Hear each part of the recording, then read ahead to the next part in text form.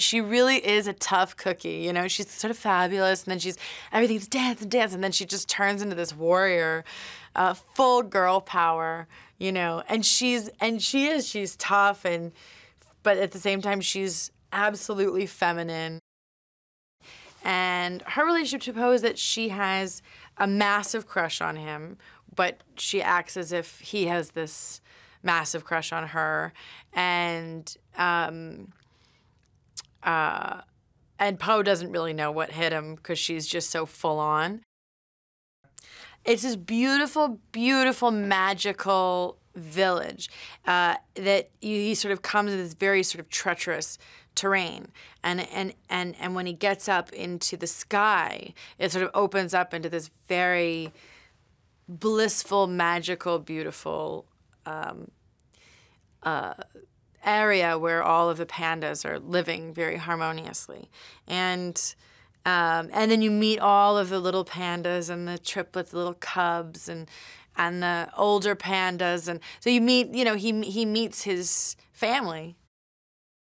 Well, at first I didn't know how far to take it, you know, how unapologetic she was. But then it became very clear that she's just totally unapologetic. She's just as big and as out there as I could go with it, really.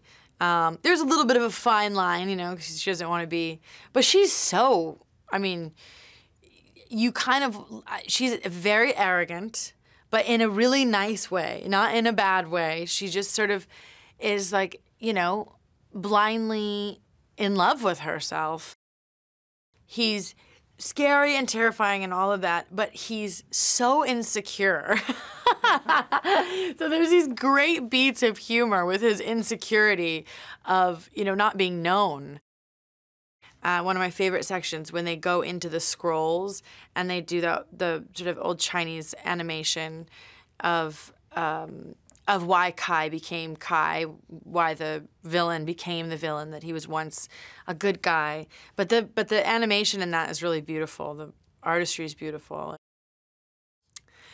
I feel really honored. I'm really excited. You know, I was looking at the cast list the other day and the pictures and stuff, and I was like, what a cast. It's so great, you know. I feel really, I'm excited to be a part of it. I never thought, it's funny because I've been such a fan that I didn't even think like, oh, maybe one day there'd be a part in Kung Fu Panda and I would play be a voice in it. But here we are. I think it's great. I think Kung Fu Panda 3 brings all of the elements that you love to see when you watch these movies. You know, you have the more emotional, grounded moments of family and discovering who you are, and in this case, an orphan who is finally getting to connect with where he comes from and what he knows and who he is. Which there's far too many people out there who have that experience that it's very relatable. And I think even people who don't have that experience can relate to how hard that would be if you didn't know where you came from, right? So you have that sort of base, that groundedness in this film.